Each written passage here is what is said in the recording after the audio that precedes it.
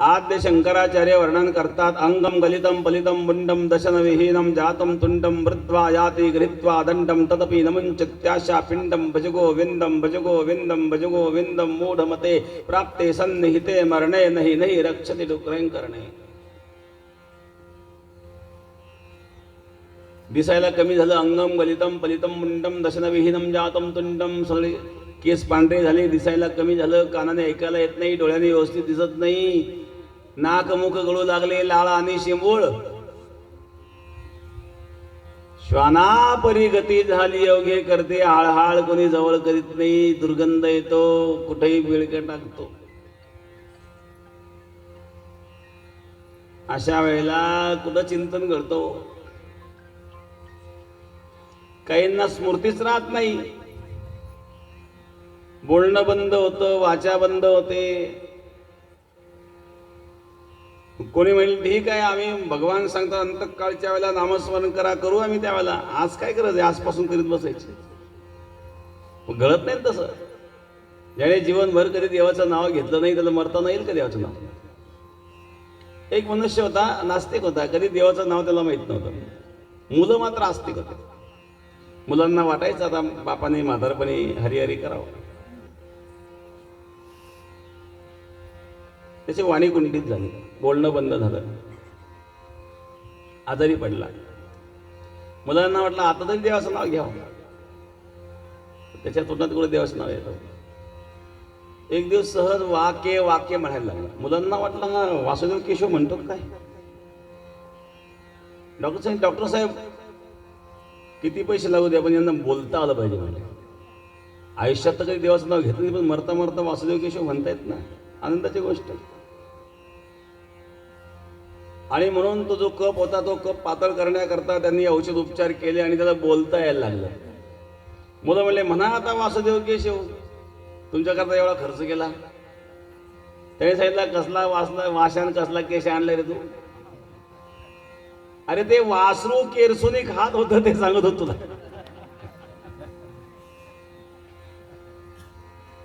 बघा माणसाचे विचार. तुकाराम महाराज सांगता अंतकाळी ज्याचे नाम आले मुखा दुका म्हणे सुखा पार नाही. पण येतं का ते. ज्याने जीवनभर परमार्थ केला नाही त्याच्याही मुखात येत नाही. ठीक आहे, अहो काहींनी परमार्थ केला, भजन केला आयुष्यभर, पण वाणी कुंठित झाली. प्राण प्रयाण समये कफवात वित्तै कंठावरोधनमिदो स्मरणं कुतस्ते. प्राण समये कफवात वित्ते, कफवात वित्ताने कंठ वृद्ध झालेला असतो. कृष्ण त्वदीय पद पंकज पंजरांते आदैव मे विशतु मानस राजहंस. प्राण प्रयाण समये कफवात वित्ते कंठावरोधनमुदो स्मरणं कुतस्ते. कंठ अवरुद्ध झाला, कुठं स्मरण करेल. मग अशा वेळेला काय करावं. भगवान सांगतात कफवातादि दोषेन मद्भक्तां न च मां स्मरेत्. वरापुराणातला श्लोक आहे. कफवातादि दोषाने जर माझा भक्त माझं स्मरण करू शकला नाही तर भगवान सांगतात त्याला माझं स्मरण करायची गरजच नाही. मग मी त्याचं स्मरण करतो. हे यथामां प्रपद्यन्ते तांस्तथैव भजाम्यहम्. भक्त जसा भगवंताला भजतो तसा भगवानही भक्ताला भजतो. भक्ताची जशी जबाबदारी आहे भगवंताचं स्मरण करणं, तसं भक्त जर स्मरण करू शकत नसला भगवान सांगतात मी तुझं स्मरण करीन. जर कफवातादि दोषाने माझा भक्त माझं स्मरण करू शकला नाही तर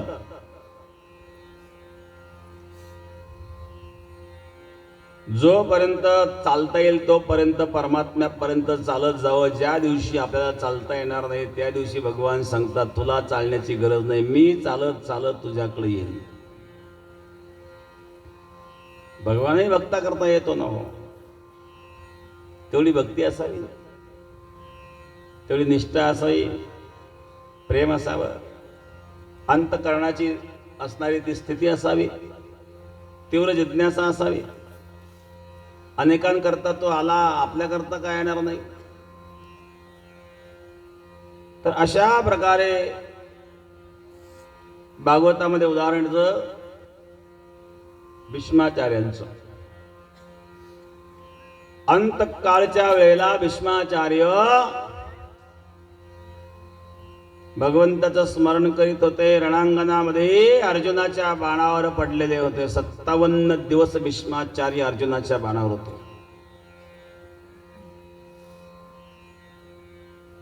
कौरव पांडवांचं युद्ध झालं. युद्धामध्ये भीष्माचार्य रणांगणात पडलेले आहेत. युद्ध तर संपलं, पांडव विजयी झाले. भगवंताला भीष्माचार्यांची आठवण झाली. भगवत दर्शनाची इच्छा आहे, परंतु दर्शन घेण्याकरिता भगवंतापर्यंत भीष्माचार्य पोहोचू शकत नाहीये, कारण शरीरामध्ये शक्ती राहिलेली नाही आहे उठून चालण्याची, आणि सर्वांगामध्ये बाण आहेत. आणि भगवंताने भीष्माचार्यांना शब्द दिलेला होता, मी तुम्हाला अंतकाळच्या वेळेला दर्शन देईल म्हणून तर एवढं बाणाचं वेदना दुःख भीष्माचार्य सहन करतायत. 2 कारण होते. एक कारण होतं भगवत दर्शनाची इच्छा, आणि दुसरं कारण होतं ते म्हणजे उत्तरायणाची वाट पाहत होते. दक्षिणायनामध्ये जर मृत्यू झाला तर त्याची काय स्थिती आहे, उत्तरायणामध्ये मृत्यू झाला तर त्याची काय स्थिती आहे, याचं वर्णन गीतेमध्ये याच 8व्या अध्यायामध्ये आलेलं आहे. धूम्र मार्ग आणि अर्चिरादी मार्ग 2 मार्ग गीतेमध्ये सांगितले. भीष्माचार्य उत्तरायणाची वाट का पाहत होते? उत्तरायण कशाला म्हणतात? वर्षाचे 2 अयनं असतात, एक उत्तरायण आणि दुसरं दक्षिणायन. सूर्य दक्षिण बाजूला झुकायला सुरुवात होते, त्याला दक्षिणायन म्हणतात. उत्तर बाजूला झुकायला सुरुवात, त्याला उत्तरायण म्हणतात. सूर्य कोणत्या दिशेला उगवतो? पूर्वेला. नक्की? उद्या सकाळी बघा वर पूर्वेलाच येतो. पूर्वेपासून थोडा बाजूला आहे तो, तंतोतंत पूर्व दिशेला नाही येतो, थोडा साईडला आहे. तो पूर्वेपासून दक्षिण बाजूला जेव्हा तो झुकायला लागतो त्याला दक्षिणायन म्हणतात, आणि उत्तर बाजूला जेव्हा तो सूर्य झुकायला लागतो त्याला उत्तरायण म्हणतात. मुख्य दिशा पूर्वच आहेत, पण पूर्वेच्या काही दिवस तो दक्षिण बाजूला असतो, काही दिवस पुन्हा सरकत जातो, उत्तर बाजूला होत असतो. अशा प्रकारे वर्षाचे 2 अयनं असतात, उत्तरायण आणि दक्षिणायन. 6 महिन्याचं उत्तरायण असतं, 6 महिन्याचं दक्षिणायन असतं.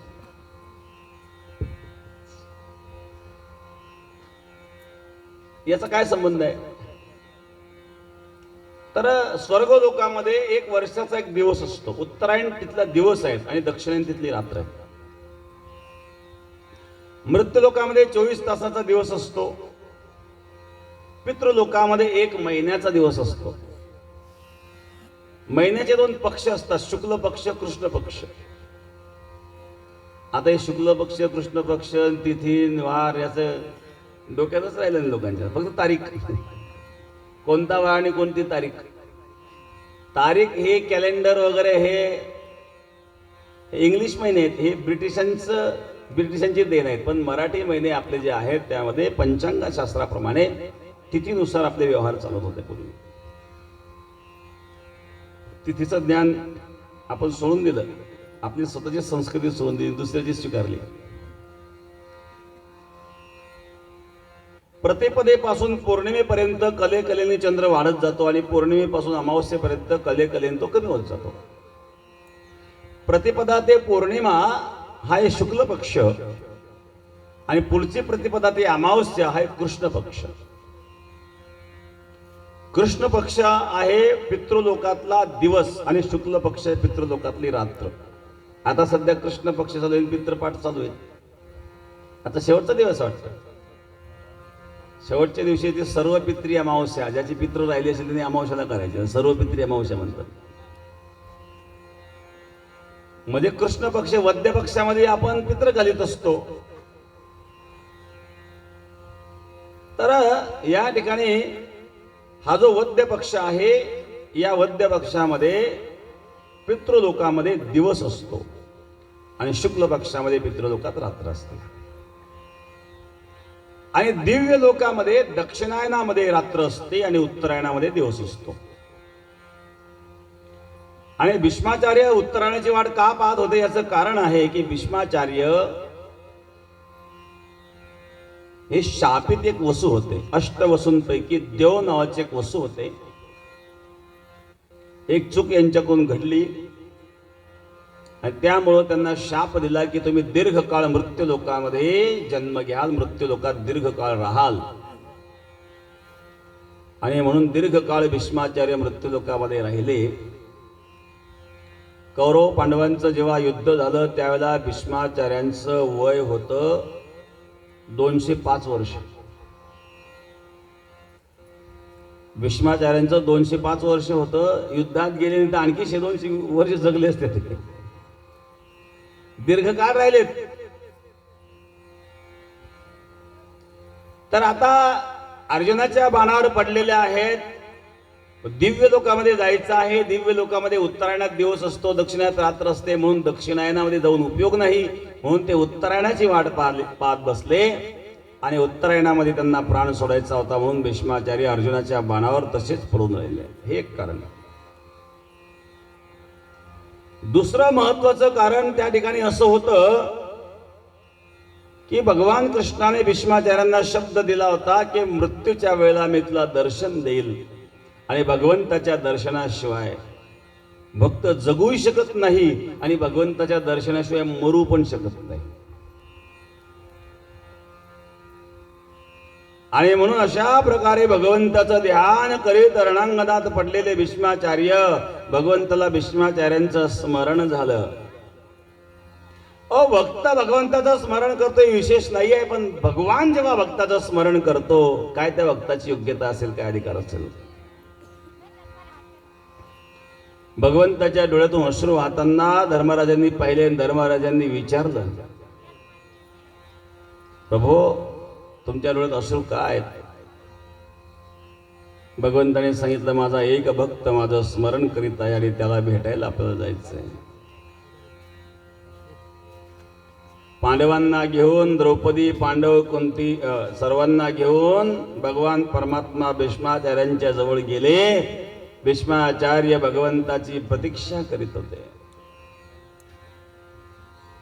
भगवंताला पाहिल्याबरोबर भीष्माचार्यांनी हात जोडले आणि भगवंताची स्तुती केली. 11 श्लोकामध्ये भीष्माचार्यांनी भगवंताची स्तुती केलेली आहे. इति मते रूपकल्पिता वितृष्णा भगवते सात्वतपंगवे विभुम्ने ससुखमुपगती क्वचित विहरतो इति मते रूपकल्पिता वितृष्णा. जेव्हा भीष्माचार्यांनी भगवंताला पाहिलं, भगवंताची स्तुती केली. एका श्लोकात भगवंताच्या सौंदर्याचं वर्णन केलं, एका श्लोकात भगवंताच्या ऐश्वर्याचं वर्णन केलं, एका श्लोकात भगवंताच्या ज्ञानाचं वर्णन केलं, एका श्लोकामध्ये भगवंताच्या सामर्थ्याचं वर्णन केलं. हे वर्णन करीत असताना भीष्माचार्य म्हणले, माझी एक कन्या आहे, ती उपवर झालेली आहे, तिचा तुम्ही स्वीकार करा, म्हणजे मी मरायला मोकळं होईल. भीष्माचार्यांना कन्या कधी झाली हो? अखंड ब्रह्मचर्य म्हणून ज्यांनी प्रतिज्ञा केली, भीषण प्रतिज्ञा केली, त्यांना कन्या कधी झाली? बघा, इथं ही जी भाषा आहेत ना, श्रीमद भागवतामध्ये समाधी भाषा, हे व्यावहारिक भाषा नाही आहे. इथं मतिरूपी कन्या आहे. मती म्हणजे बुद्धी. इथं बुद्धीला कन्या म्हटलेलं आहे, वेगळा अर्थ नाही करायचा. इति मती रूपकल्पिता वितृष्णा, ही माझी बुद्धिरूपी कन्या आहे, ती वितृष्ण झाली, हिच्या तृष्णा संपल्या, शुद्ध झाली आहेत, हिच्यातले दोष गेले आणि ती तुम्हाला वरण्यास योग्य झाली. म्हणून मी माझी बुद्धी तुम्हाला अर्पण करतो, तिचा तुम्ही स्वीकार करा. मनाचे संकल्प पाववेल सिद्धे, जरी राहे बुद्धी त्याचे पायी. भगवंताच्या चरणावर बुद्धी समर्पित केली तर भगवान परमात्मा आपली इच्छा पूर्ण करतात. भीष्माचार्य म्हणतात, माझी बुद्धी मी तुम्हाला समर्पित करीत आहे. आणि भीष्माचार्यांनी भगवंताच्या स्वरूपाचं दर्शन घेतलं आणि भगवंताचं स्वरूप हृदयात धारण केलं आणि प्राण सोडला.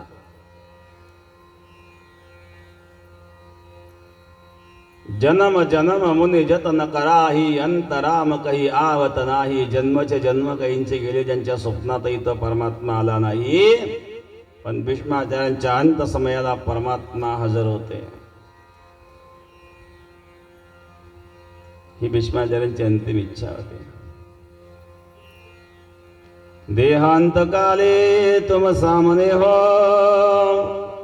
वंशी बजा के मन को लुभाते. यही गीत गाकर मैं तन नाथ त्यागो, गोविंद दामोदर माधवी.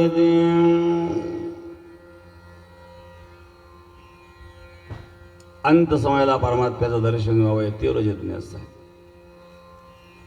इतना तो करना स्वामी, जब प्राण तन से निकले, गोविंद नाम लेकर तब प्राण तन से निकले.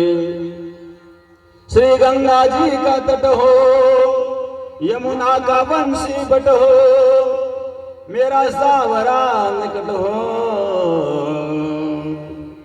जब प्राण तन से निकले.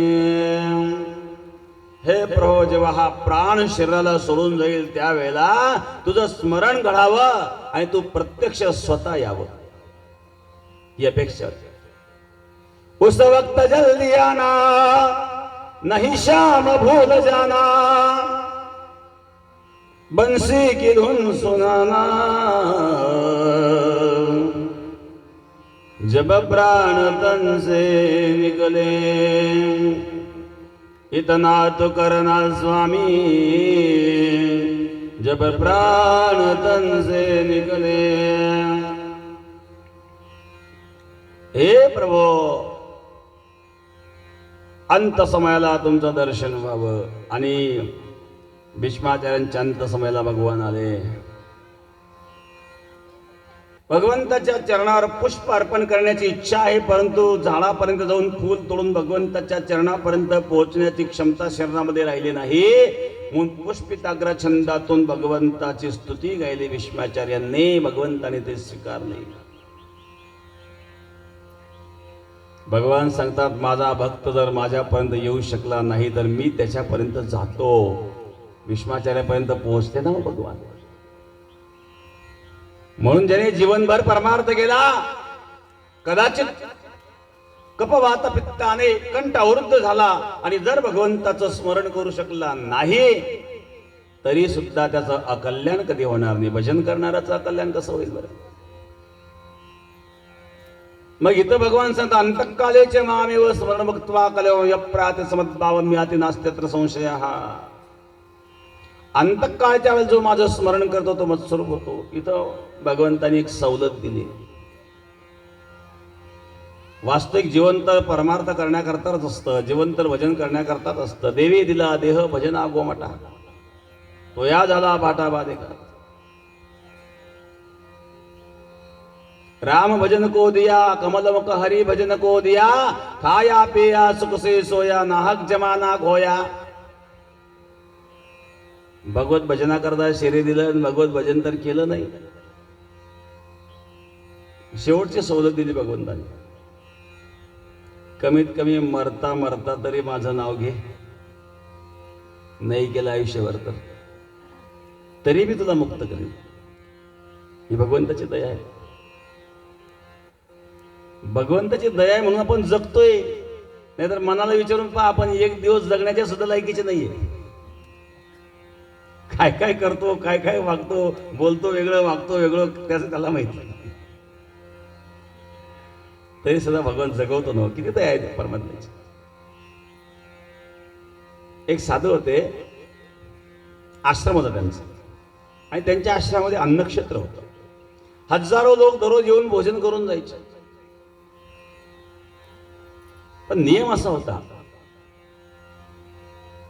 तिथं काही माळी टांगून ठेवल्या होत्या.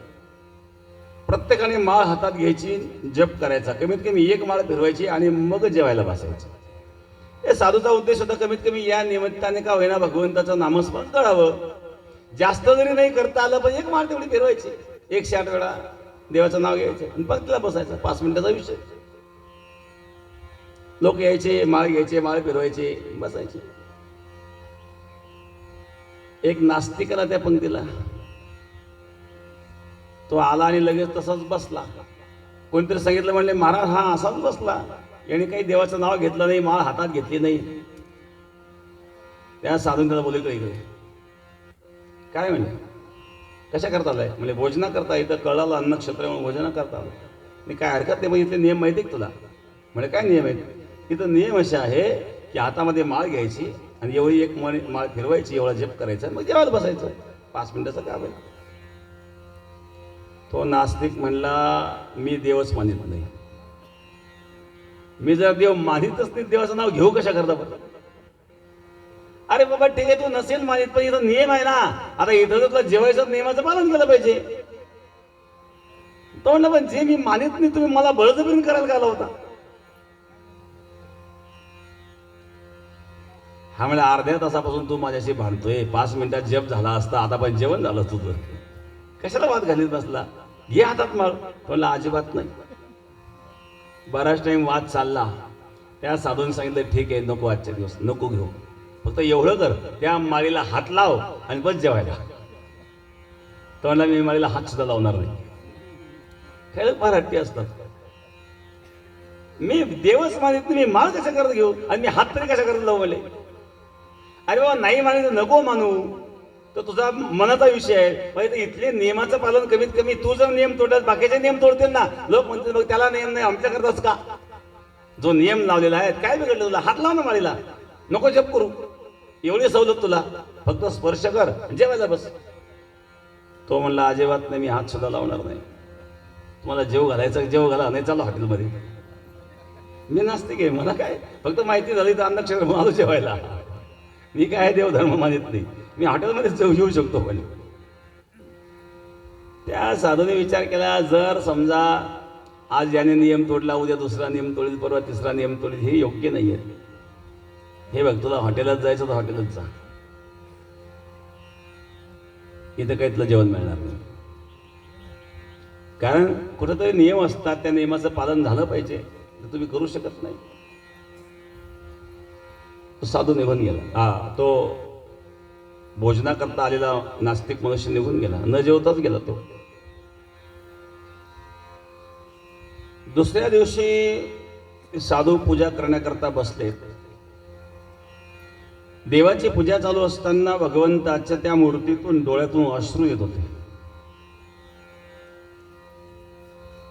त्या साधूने विचारलं, प्रभू तुमच्या डोळ्यात अश्रू? हो म्हणजे काल एक मनुष्य आपल्या अन्नक्षेत्रातून उपोषी गेला. म्हणून उपोषी गेला, पण तो का उपोषी गेला हे नाही विचारलं तुम्ही.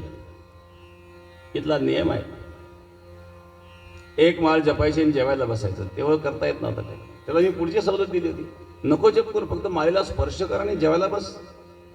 त्यांनी स्पर्श सुद्धा केला नाही. उद्या त्याने नियम तोडला, परवा आणखी कोणी नियम तोडेल. नियम कशा करतात? भगवान म्हणले, हे तुला कळतं, हे मला कळत नाही का?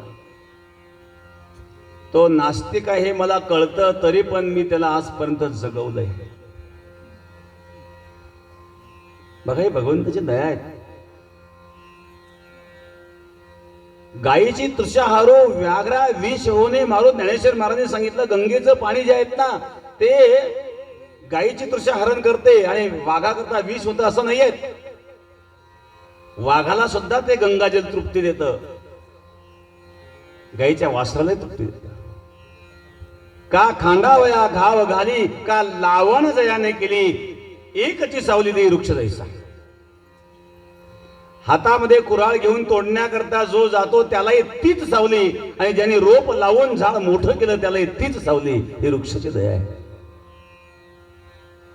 झाड लावणाऱ्याला सुद्धा तीच सावली आहेत आणि झाड तोडणाऱ्याला सुद्धा ती सावली आहेत आणि म्हणून ही दया असावी.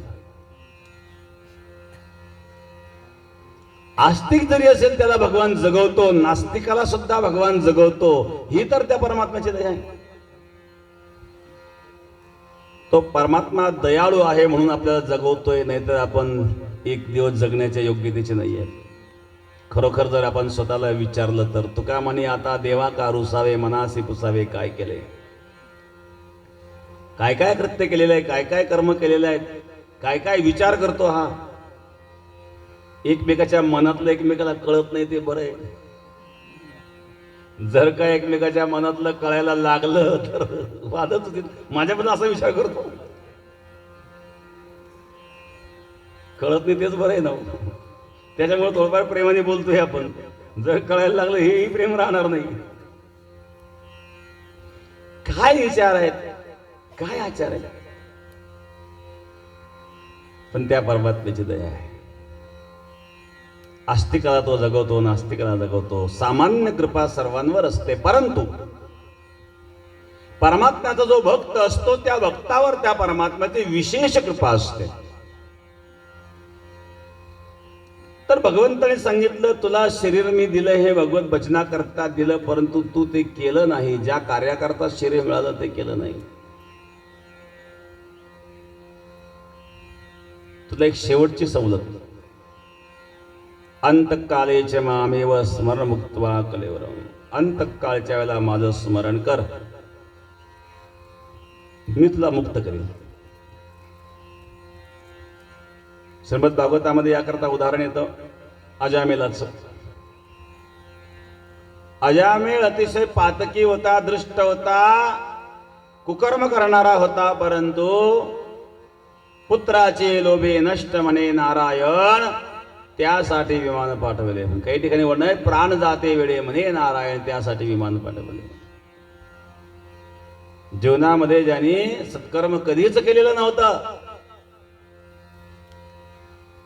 नारायण म्हणला म्हणजे तो काय देवाचं नाव म्हणून पण म्हणला नव्हता. आपल्या मुलाचं नाव त्याने नारायण ठेवलेलं होतं. तेही काही साधूंच्या सांगण्यानुसार. काही साधू तीर्थयात्रेला चालले होते. तीर्थयात्रा करीत असताना एक गाव लागलं. 4 वाजले असतील. थांबू म्हणले गावात. बराच प्रवास झाला, थकवा आलाय थोडा. असं म्हटल्यानंतर गावामध्ये शिरले. ते गावात शिरल्याबरोबर काही लोक बसले होते कुचर ओट्यावर. कुचर ओटा, काही कामधंदे करायचे नाही, टिंगल करीत बसतात काही लोक. पूर्वीच्या काळामध्ये चावळ्या असायच्या ना, चावळ्या त्याच्या करता चावळ्या करता नावच चावडी होती. तर अशा प्रकारे त्या कुचर ओट्यावर काही लोक बसलेले होते गप्पा करीत. असं आमचे संजय भाऊ निकम या ठिकाणी उपस्थित झाले, धन्यवाद. आणि हे साधू आले तिथं. ते बसलेले गप्पा करीत. टवाळखोर. धान्यामध्ये सुद्धा कुचर दाणे असतात ना, तुरीमध्ये, उडदामध्ये, मुगामध्ये. भिजत नाही ते. डाळ करताना जाते तो निसटतं ते. भाजी करताना तरी शिजत नाही, तसंच पोटात जात. आताही तो पचत नाही, तसंच बाहेर पडतो. पुन्हा पावसाळ्यात उगवतो तो. असा कुचरदाना असतो. असे काही कुचर लोक असतात समाजामध्ये. काही केलं त्यांच्यावर काहीच परिणाम होत नाही. मी सांगत होतो अशा प्रकारे ते महात्मे तीर्थयात्रा करीत असताना त्या गावात शिरले आणि तिथं बसलेले जे काही 10-5 टवाळखोर मुलं होते त्यांना विचारलं, आपल्या गावात कोणी बघताय का? म्हणजे काय करायचं? नाही, आज इथं आम्हाला मुक्काम करायचा आहे, आमची तीर्थयात्रा चालू आहे, इथं मुक्काम करायचा आहे, फक्त रात्रीत निवासाची व्यवस्था व्हावी आणि शिधा सामुग्री दिली जाईल आणि आमच्या हाताने स्वयंपाक करू, पण कोणी धार्मिक कोणी बघत असेल तर एवढी व्यवस्था व्हावी, फक्त पाणी मिळावे, अन्न मिळावं, सकाळी लवकर पहाटे लवकर उठून निघून जाणार आम्ही, रात्री फक्त मुक्कामाची व्यवस्था पाहिजे. त्याच्यामध्ये एक म्हणलं, यांना असं घर दाखवू म्हणले की आयुष्यभर आपल्या गावाची आठवण राहिली पाहिजे. हो हो, आमच्या गावात एक भक्त आहे. कोण? अजामेळ. ठीक आहे, हे त्या अजामेळचं नाव विचारित विचारित चालले. आता हा जो अजामेळ होता ना, यांनी अशी बाहेरून एक स्त्री आणून ठेवलेली होती, वेश्या, आणि पत्नीला घराच्या बाहेर काढून दिलं होतं तिचं ऐकून. ती वेश्या होती घरात. आणि साधू विचार, अजामेळ कुठं? लोक लागले हसायला. आता अजामेळच्या साधूला काय काम आहे बरं? घरी होती ती वेश्या आणि तो गेला चोरी करायला, आणि साधू गेले त्याच्या घरी. अजामेळ भक्त कुठे? अजामेळाच्या घरी गेल्यानंतर त्या अजामेळाची पत्नी बाहेर आली. तिने विचारलं, कोण आहात आपण? म्हणजे आम्ही साधू संत आहोत, तीर्थयात्रा करता चाललो आणि तुमच्याकडे आलोय, आम्हाला कळालं तुम्ही एक भक्त आहात. अजामेळाच्या पत्नीने सांगितलं, आम्ही कोणी भक्त वगैरे नाही आहेत, तुम्ही चुकीच्या जागेवर आलात, तुम्हाला माहिती चुकीची सांगितली. माझे पती आहेत, ते चोरी करायला गेलेत म्हणे, मी एक वेश्या आहे, तुम्ही इथं आले, कुठं दुसरीकडे जा. बाकीचे म्हणले, अरे हे असं कसं काय झालं? काही म्हणले, अजून वेळ बारात दिसतोय, अजून 4-4:30 झाले, अजून आपण 1-2 तास चालू शकतो, त्यापेक्षा इथं राहण्यापेक्षा दुसऱ्या गावात थांबू म्हणल्या. पण त्यांच्या सोबत असणारे जे महंत होते त्या महंताने सांगितलं, नाही, आज आपण इथंच थांबणार. आस्तिकाकडे सज्जनाकडे नेहमीच जातो आपण, सज्जन आपली सेवा करतात, कधी कधी दुर्जनाकडे जावं. सज्जनाला सन्मार्गाला लावण्याचं काम तर आपण करतोच, पण दुर्जनाला सुद्धा सन्मार्गाला लावण्याचं काम आपण केलं पाहिजे ना कधीतरी. नारदाची वाल्याची भेट झाली, नारदाने वाल्याचा वाल्मिक केला. आपण नास्तिकाला आस्तिक करू शकत नाही का? जरी हा नास्तिक असेल, जरी हा चोरी करत असेल, जरी याची पत्नी वेश्या असेल, पण आज आपण याच्या दारात आलोय, आज आपल्याला याचं कल्याण करून जायचं, थांबायचं तर इथंच थांबायचं. त्या अजयमालाच्या पत्नीने सांगितलं, ठीक आहे, तुमची इच्छा असेल तर मला काही अडचण नाही. एरवी तरी माझ्या आयुष्यात काही पुण्यकर्म घडलेलं नाही, एवढंच पुण्य घडेल साधू संतांची 1 दिवसाच्या सेवेचं. त्यांनी शिधा सामुग्री दिली, यांनी स्वयंपाक केला हाताने. सायंकाळ झाली होती, भगवंताची पूजा पाठ, सायं संध्या झाली, पूजा पाठ झाला, आरती झाली, जेवण केलं, सर्वांनी भोजन केलं, झोपले. दारासमोर एक झाड होत्या, झाडाच्या खोळाच्या भोवती बाकी सगळे झोपले आपल्या आसनं टाकून. पण त्यांच्यासोबत असणारे जे महंत होते त्या महंतांना झोप येत नव्हती, कारण आज आपण या अजामेळाचं दूषित अन्न खाल्लेलं आहे. जसं आपण अन्न सेवन करतो तसं मन बनतं बरं का. अन्नमयम सौम्य मनाहा. अन्न सेवन केल्यानंतर त्या अन्नाचे 3 भाग झाले जठरात गेल्यानंतर, स्थूल भाग, मध्य भाग आणि सूक्ष्म भाग. स्थूल भाग हा मलमूत्राद्वारे विसर्जित होतो, मध्य भागाद्वारे रक्त, रस, मांस आदी 7 धातू निर्माण होतात, आणि या अन्नामध्ये असणारा जो सूक्ष्म भाग आहे त्यापासून मनाची उत्पत्ती होते. ज्या विचाराच्या व्यक्तीचं अन्न आपण सेवन करतो तसे आपले विचार बनतात. म्हणून वाईट विचाराच्या माणसाचं अन्न कधी सेवन करू नये. भगवंताने दुर्योधनाचं अन्न सेवन केलं नाही. दुर्योधन का मेवा त्यागो साग विदुर घर पाये. दुर्योधनाच्या मेवा मिठाईचा त्याग केला, पण विदुराच्या कण्या भक्षण केल्या, कारण त्या कण्यांमध्ये सात्विकता आहे. सात्विक माणसाचं भोजन सेवन करावं, वाईट विचाराच्या माणसाचं जर अन्न खाल्लं तर तसे विचार बनतात. आणि म्हणून भगवंताने दुर्योधनाचं अन्न खाल्लं नाही. मी सांगितलं जसं तुम्ही अन्न खाल तसं मन बनतं. स्थूल भाग, मध्य भाग आणि सूक्ष्म भाग. संस्कार बघा, त्या अन्नावर ज्या व्यक्तीने अन्न शिजवलेले ते संस्कार सुद्धा त्या अन्नात असतात. ज्या मार्गाने आपण धन कमवलो तेही संस्कार त्या अन्नामध्ये असतात. आणि आज आपण हे आजामेळाचं अन्न खाल्लंय. एकदा हा चोरी करतो आणि त्याची बायको वेश्या आणि त्याच्या हातचं आपण जरी आपल्या हाताने शिजवलं तरी अन्न दूषित आहेत. याचा कल्याण जर आपण करू शकलो नाही तरी अन्नाचा दोष आपल्याला लागू शकतो. म्हणून त्या महंतांना झोप येत नव्हती. बाकीचे साधू झोपले, खोळाला टेकून पाठ लावून बसले, भगवंताचा जप करीत.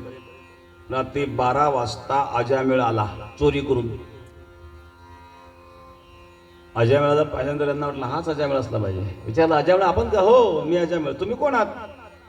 आम्ही साधू आहोत म्हणले, तीर्थयात्रा चालू आहेत, थांबलो तुमच्याकडे मुक्कामाला. साधूला भोजन दिलं तुमच्या पत्नीने, पण साधूला भोजन देताना जर दक्षिणा दिली नाही तर भोजन व्यर्थ होत असतं. मग तुम्ही भोजन दिलं पण दक्षिणा कधी देणार? तो आजा म्हणा दक्षिणा माझ्याकडून? लुटणं हा माझा धंदा आहे. तुम्ही साधू आहे म्हणून मी तुम्हाला लुटलं नाही हेच दक्षिणा समजा. मी तुम्हाला लुटलं नाही हीच दक्षिणा. नाही तुम्हाला लुटलं असतं मी लुटारू माणूस आहे, मला दक्षिणा मागता तुम्ही. त्या साधूने सांगितलं अरे बाबा दक्षिणा म्हणजे आम्ही काही तुला धन दौलत नाही मागत. साधूला काय करायचं धन दौलत? काय पाहिजे तुम्हाला? सांगितलं तुझी पत्नी गर्भवती आहे, तिला होणारे जे मूल आहेत त्या मुलाचं नाव तू नारायण ठेव, हीच आमची इच्छा आणि हीच दक्षिणा. बाकी काही धन दौलत नको आहे आम्हाला. तुला माझ्या मुलाचं नाव नारायण ठेवलं तुम्हाला काय फायदा? अरे बाबा सगळ्याच गोष्टी फायद्या करता करायच्या असतात का? जो मनुष्य प्रत्येक ठिकाणी फायदा शोधतो तो व्यापारी असतो. इथं काही व्यापार आहे का? हे साधू संत आहेत. साधू संत फायद्या करता नाही करीत, जीवाच्या कल्याणाकरता करतात. नारायण हे आमच्या इष्ट देवतेचं नाव आहे आणि हे नाव जर तू ठेवलं तुझ्या मुलाचं तर तुझंही कल्याण होईल आणि आम्हाला समाधान मिळेल की आम्ही तुझ्याकरता काहीतरी केलंय. असं म्हटल्यानंतर साधू तर सकाळी उठून निघून गेले. यांनी पुढं जन्मलेल्या मुलाचं नाव त्या साधूंच्या सांगण्यानुसार नारायण ठेवलं. मृत्यू जवळ आला, भयभीत झाला आणि काळजी करू लागला नारायणाची. अरे नारायणा तुझं कसं होईल? नारायण अजून लहान आहेत ना. नारायणा नारायणा म्हणून हाक मारली तेवढ्या तिथं यमदूत आणि विष्णुदूत आले. यमदूत का आले?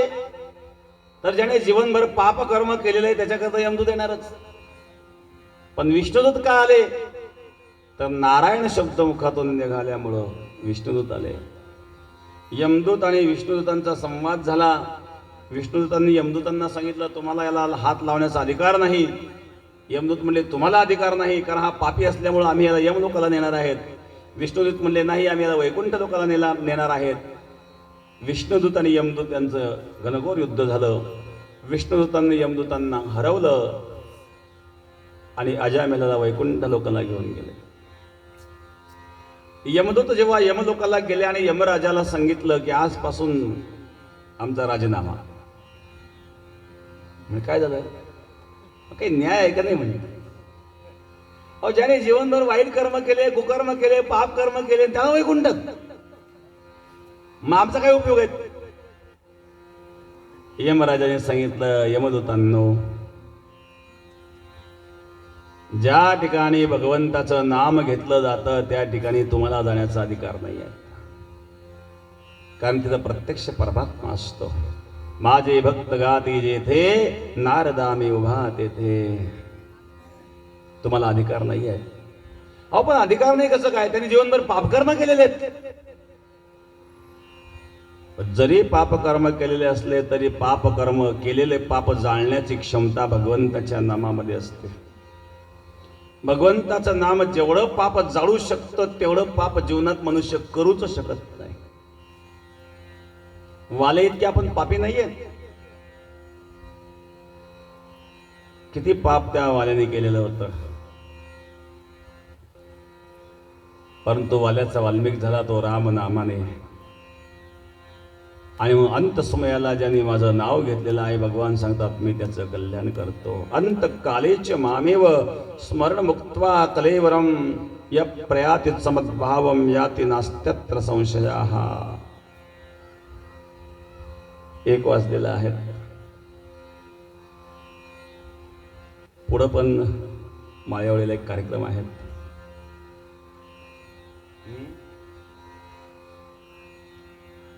आपला कार्यक्रम म्हणजे त्या कार्यक्रमात अतिक्रमण आहे. किती दिवस झाले मला येऊन? 5-7 दिवस झाले असतील. 5-6 दिवसापूर्वी अचानक आले. आता आपले बेटाचे भक्त आहेत आपण सर्व, आणि त्यामुळं आम्ही सांगितलं की भेट देऊन जाऊ. 1 तासभर प्रवचन झालेलं आहे. पुढे एक कार्यक्रम असल्यामुळं तो आधी घेतलेला कार्यक्रम आहे. पण विरगावकर नेहमी बेटामध्ये ज्या ज्या वेळेला प्रसंग येईल त्या त्यावेळेला सेवेमध्ये असतात, सहकार्य करतात. मी समस्त विरगावकरांना धन्यवाद देईल.